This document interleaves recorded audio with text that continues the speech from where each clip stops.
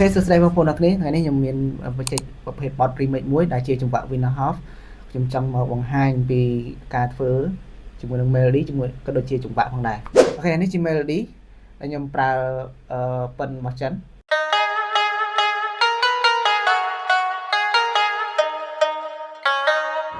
អូខេហើយខ្ញុំដើរជាមួយនឹង chord ខ្ញុំដើរ style បែបនេះ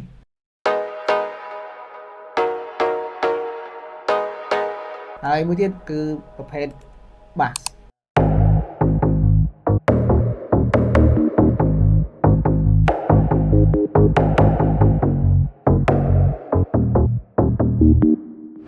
មួយទៀតគឺយើងមានចង្វាក់ជាមួយនឹង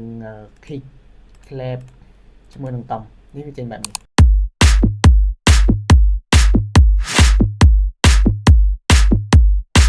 ចឹងវាមានប៉ុណ្ណឹងហើយនេះខ្ញុំមាន style bass នេះមួយទៀតចឹងវាមាន2 style bass ជាមួយនឹង melody ហើយនឹង bass លេងធម្មតា